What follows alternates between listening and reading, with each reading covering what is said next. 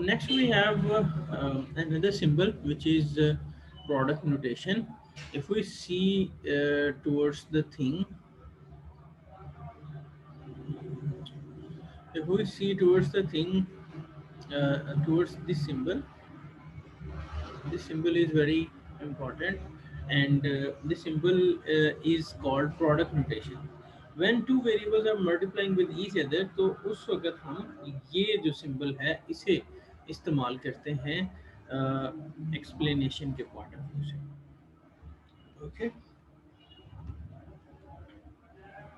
and then we have linear functions. Linear function क्या है, इसको दो तीन तरीकों से हम एक्सप्लेन कर सकते हैं. इसको नेक्स्ट जो है, first of all, what is it? A variable may be a linear function of another if it plots produces a straight line. अगर आप दो वेरिएबल्स का डाटा जो है उसको एक ग्राफ के ऊपर पुट अप करें, एक्स और वाई वेरिएबल्स, और उनको उनका डाटा ऑब्जर्वेशन पॉइंट्स जो हैं ग्राफ के ऊपर पुट अप करें, तो आपकी स्ट्रेट लाइन जो है वो ड्रॉ अगर हो तो हम उसे लीनियर रिलेशनशिप कहते हैं. और रेट ऑफ चेंज जो है एक्स के एक यूनिट के तब्दील होने से वाई में कितने यूनिट चेंज हो रहे हैं, that is also constant in linear relationship. अगर y is equal to alpha plus beta x, तो उसमें अल्फा स्लोप का इंटरसेप्ट टर्म और बीटा स्लोप कोएफिशिएंट, तो स्लोप कोएफिशिएंट जो है वो लीनियर रिलेशनशिप के अंदर हमेशा कांस्टेंट होता है. Linear function can be with और विदाउट इंटरसेप्ट. ये लीनियर फंक्शन जो हैं वो इंटरसेप्ट के साथ या इंटरसेप्ट के बगैर भी हो सकते हैं. इंटरसेप्ट क्या है? Whenever your independent variable's value becomes zero, then dependent variable itself value is called interceptor. So ये जो ए है दैट इज इंटरसेप्टर, और ये एक्सप्लेन करता है कि जब आपके इंडिपेंडेंट वेरिएबल की वैल्यू जीरो हो जाए तो उसके डिपेंडेंट वेरिएबल की वैल्यू क्या होगी. फॉर एग्जांपल हमने पीछे एक एग्जांपल जो है वो देखी पेप्सी और sales of Pepsi and temperature की. तो लेट्स से अगर टेम्परेचर जीरो हो जाए तो then what would be the sale. ठीक है. या अगर आप एक रिलेशनशिप देखें इनकम का और एज का, तो अगर आपकी एज जीरो हो जाए तो देन एज जीरो हो जाए तो आपकी इनकम जो है वो इटसेल्फ जो है वो क्या होगी. ठीक है. या एजुकेशन का और इनकम का रिलेशनशिप जो है वो देखते हैं. अगर आपकी एजुकेशन जो है वो जीरो हो जाए तो आपकी इनकम इटसेल्फ जो है वो क्या होगी. सो ऑब्वियसली आप कुछ ना कुछ जो है वो उस वक्त भी अर्न कर सकते हैं अगर आपकी जो है वो इनकम जीरो हो जाती है. So we were seeing that linear function can be with or without intercept term. There is possibility that it can be without intercept term. Okay. So if अगर आपका जो लाइन ड्रॉ हो रहा है वो लाइन ओरिजिन से निकल रही है, तो उस केस में फिर आपका इंटरसेप्ट टर्म जो है वो जीरो होगा. अदरवाइज जो है वो इंटरसेप्ट टर्म जो है वो एग्जिस्ट करता है अगर आपकी जो स्लोप, आपकी जो लाइन है स्ट्रेट लाइन जो है वो अगर वाई एक्सिस को क्रॉस कर रहा है किसी पॉइंट से, तो that would be your intercept. Now, if you see towards here, then slope beta, in our previous example, we have a slope coefficient which was beta. तो अगर beta को देखें तो slope coefficient is change of x with respect to change in y. कि x में एक unit तब्दीली आए तो y में कितनी तब्दीली जो है.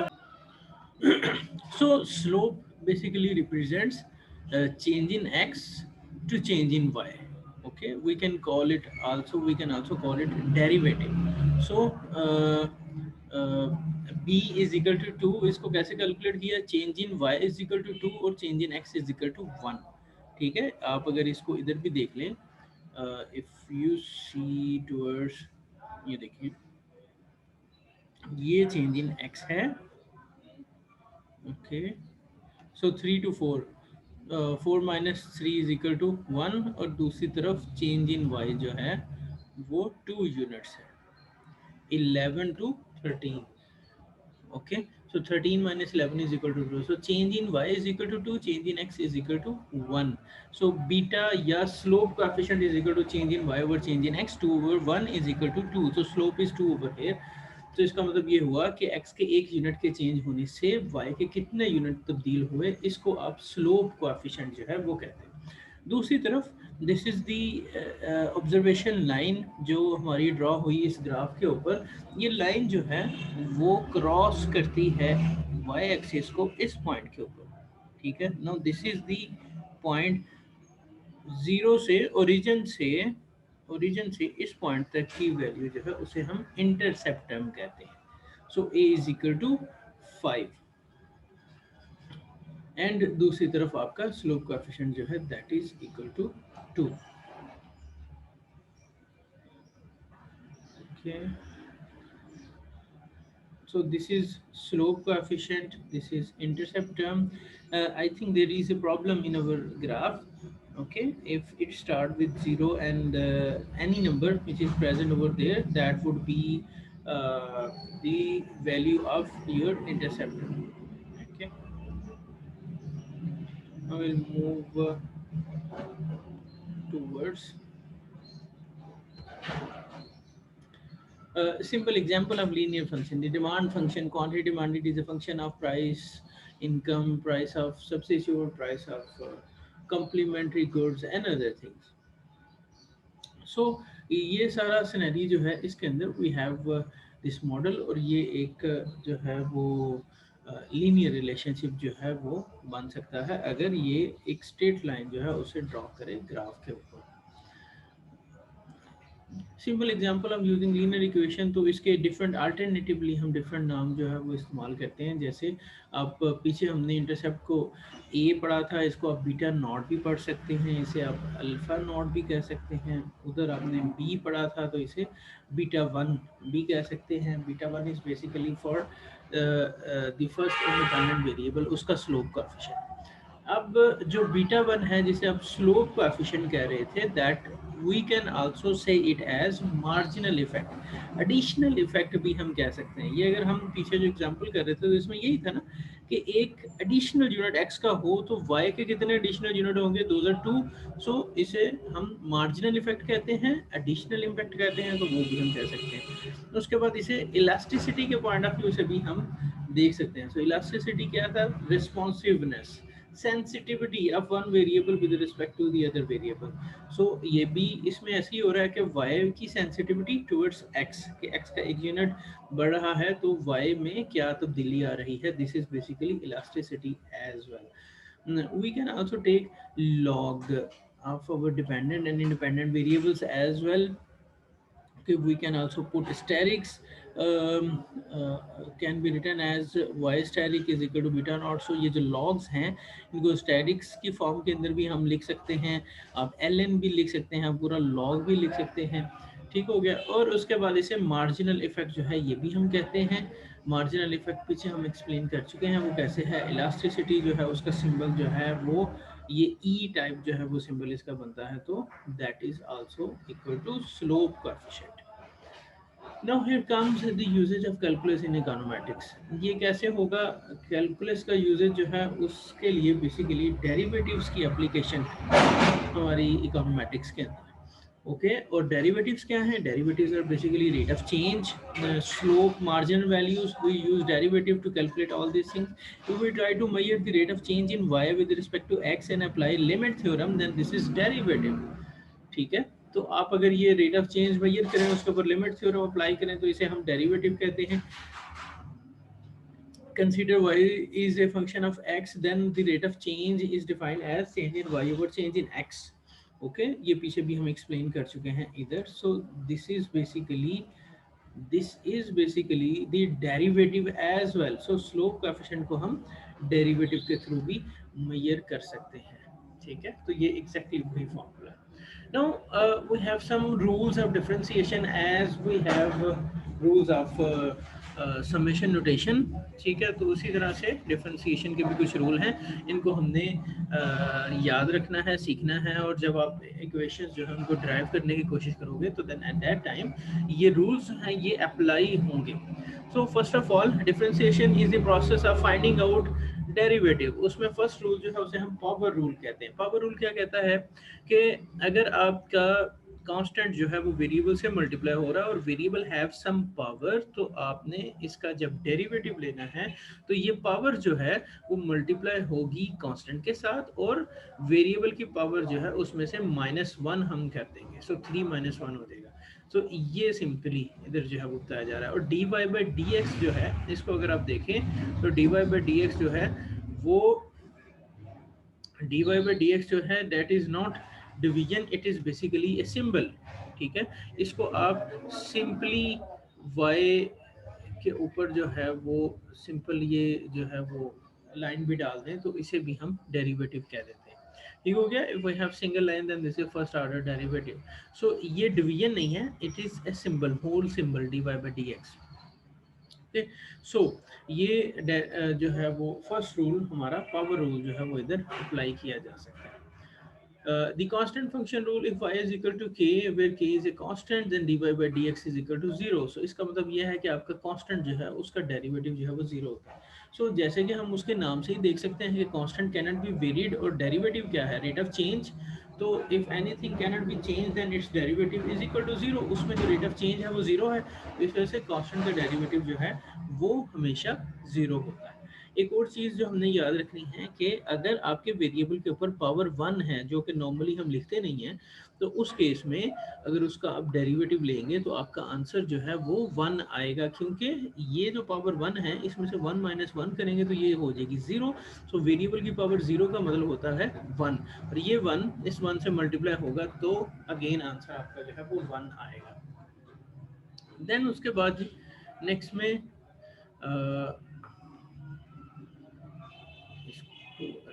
कर लें this sum difference rule. Second rule जो है वो आ गया है sum difference rule. Sum difference rule क्या कहता है कि if you have two subscript in an equation और उनकी पावर्स भी हैं और वो एडअप हो रहे हैं और उनका आपने डेरिवेटिव लेना है, तो उसका डेरिवेटिव आप कैसे लेंगे? उसका डेरिवेटिव लेने का सिंपलेस्ट जो हमारे पास रूल है, जो प्रिंसिपल है हमारे पास, वो सिंपली ये इधर हमें एक्सप्लेन किया गया है। लेट्स से आपका फर्स्ट कंपोनेंट जो है उसको आप f से देख रहे हैं और सेकंड कंपोनेंट को आप g से देख रहे हैं, तो उस केस में क्या होगा, dy by dx of y वो कैसे होगा कि derivative of first component plus derivative of second component, ठीक हो गया। तो एग्जांपल हमारे सामने ये है y is equal to 10x cube plus 5x square. तो इसका डेरिवेटिव जब लेंगे तो 10 जो है ये basically derivative of x plus derivative of y हो जाएगा। तो डेरिवेटिव ऑफ x लेंगे तो दैट वुड बी 10 × 3 30x की पावर 2, और इधर आ जाएगा 5 × 10 10x आ जाएगा। So that would be our answer. इसी तरह से ये नीचे एग्जांपल है, इसको भी आप सॉल्व जो है वो कर सकते हैं। उसके बाद थर्ड रूल जो है that is product rule. Product rule क्या है कि आपके इक्वेशन जो है उसके अंदर दो सबस्क्रिप्ट हैं, दो कंपोनेंट हैं, वो आपस में मल्टीप्लाई हो रहे हैं, तो उसका डेरिवेटिव लेना है। तो क्या करेंगे, तो for example f is first component and g second component, तो हम क्या करेंगे, सेकंड कंपोनेंट को एज इट इज लिख देंगे और फर्स्ट कंपोनेंट का डेरिवेटिव लेंगे और इनको मल्टीप्लाई करेंगे आपस में, प्लस फर्स्ट कंपोनेंट ऐसे ही लिख देंगे और इसको मल्टीप्लाई करेंगे derivative of second component. For example we have this y is equal to 10 - x into 5 plus x। तो इसमें फर्स्ट कंपोनेंट जो है ये 10 - x है और सेकंड कंपोनेंट जो है ये 5 plus x है। तो हम क्या करेंगे कि फर्स्ट कंपोनेंट जो है उसका डेरिवेटिव लेंगे, सॉरी जो जो सेकंड कंपोनेंट है उसको एज इट इज लिख देंगे, सेकंड कंपोनेंट 5 plus x, ठीक हो गया, और उसको मल्टीप्लाई करेंगे derivative of first component that is 10 - x। तो 10 का डेरिवेटिव 0 और -x का डेरिवेटिव 1 -1 हो जाएगा। सो -1 × 5 plus x, प्लस का साइन अंदर डलेगा, उसके बाद फिर fx as it is, fx क्या था 10 - x एज इट इज लिखा जाएगा, और उसके बाद डेरिवेटिव ऑफ सेकंड कंपोनेंट। आप 5 plus x का डेरिवेटिव लें तो 5 is 0 क्योंकि कांस्टेंट है, और उसके बाद x का डेरिवेटिव 1, तो ये +1 हो जाएगा। सो ये -1 जो है ये मल्टीप्लाई होगा आपकी इंटरनल पोर्शन में, और इस तरह से आप जो है इसको सॉल्व कर लेंगे। एंड देन प्रोडक्ट रूल के बाद क्वोशंट रूल। क्वोशंट रूल क्या है? क्वोशंट रूल सिंपली ये है कि आपका जो है वो इक्वेशन जो है उसमें डिवीजन वाला सिनेरियो है, और आपने जो है नोमिनेटर डिनोमिनेटर वाली सूरत हाल है, और उसके अंदर आपने डेरिवेटिव लेना है। तो व्हाट यू विल डू, अब सिंपली क्या करेंगे कि फर्स्ट ऑफ ऑल ये जी एक्स जो है ये डिनोमिनेटर है और एफ एक्स नोमिनेटर है। So first of all what you will do, denominator into derivative of nominator minus nominator into derivative of denominator over, और इस सारी को डिवाइड कर देंगे स्क्वायर ऑफ डिनोमिनेटर से। ठीक हो गया?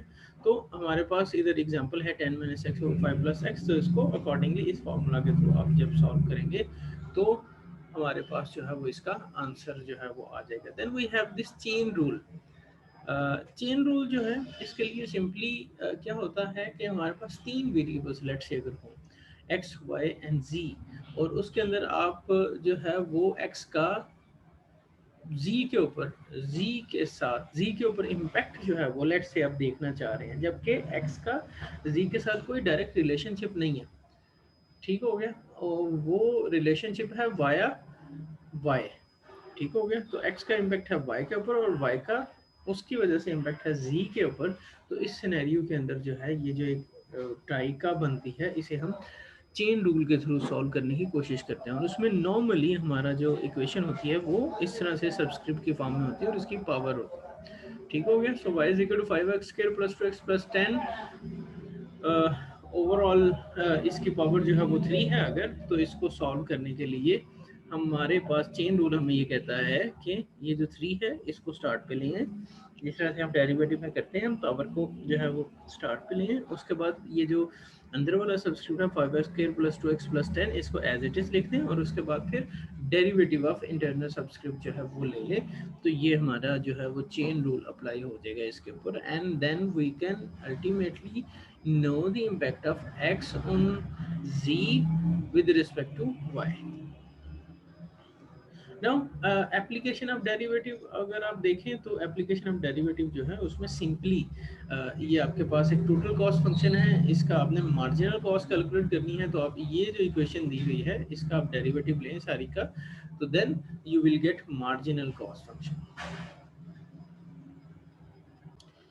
Then we have higher order derivatives। हमारे पास एक एग्जांपल थी y = 10x³। तो इसको पावर रूल के मुताबिक अगर हमें सॉल्व करना था तो पावर जो है उसको कांस्टेंट के साथ मल्टीप्लाई होना था, दैट वुड बी 3 × 10 30, और x की पावर जो है उसमें से 1 माइनस हो जाना था, तो ये हो जाना था 30x²। ये हमारा फर्स्ट ऑर्डर डेरिवेटिव बन जाता है। ठीक हो गया? अगर जो हमारा आंसर आया है उसका आप दोबारा से डेरिवेटिव लेंगे तो that would be second order derivative, and then again अगर उसका डेरिवेटिव लेंगे तो that would be third order derivative.